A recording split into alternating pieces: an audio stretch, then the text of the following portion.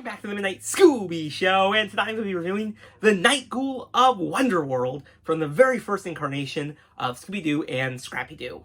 This episode finds Mr. Ink heading to Wonderworld to fulfill Velma's fantasy of solving a mystery with Sherlock Holmes. However, when they arrive in London World, they soon find that the mystery might be more real than they originally thought.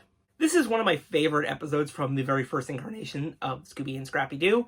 I enjoy how the mystery unfolds throughout this episode, and I like the theme park setting with, of course, a twist that allows Mr. Ink to head to Victorian London and interact with Sherlock Holmes. And I will also say that the animation in this episode does bring Victorian London to life. It doesn't really feel like a theme park, and I think they do a great job with that. When I watched this episode when I was younger, I never realized that this was actually a parody, that being of Westworld.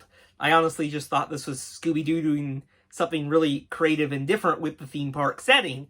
So it was really interesting when I did eventually watch that movie a few years ago when, of course, the HBO show came out, and I was like, okay, so this is what Scooby-Doo was parodying. It was really interesting to see that, and I think even, I guess, a little bit of the, I didn't realize the Simpsons episode too, probably. It's really kind of interesting when you do watch something later down the road, and then you kind of see all this other stuff you watched that was paying tribute to that.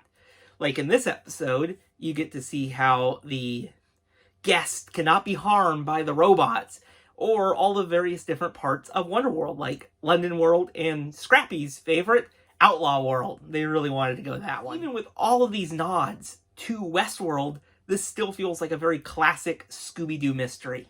Velma helps Sherlock Holmes solve the mystery of the disappearance of the crown jewels at the hands of the Night Ghoul.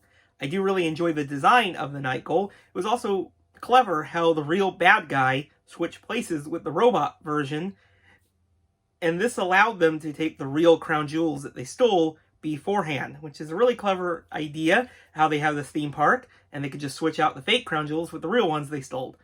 This leads to some great moments because they don't think that the robots can harm the guests. I did enjoy how this whole time Mr. Ink was solving an actual case of the disappearance of the crown jewels. It wasn't fake.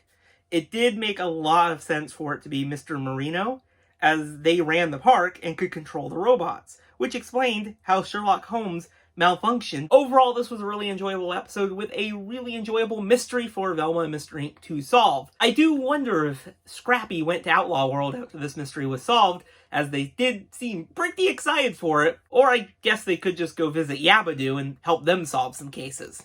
What did everyone think of this episode? Let me know in the comments below. Before I end this episode, I want to let you guys know that I'm going to be taking a 2-week break, and I'll return on April 13th with a review of The Mystery Begins. So I'll see everyone then. Bye, everyone.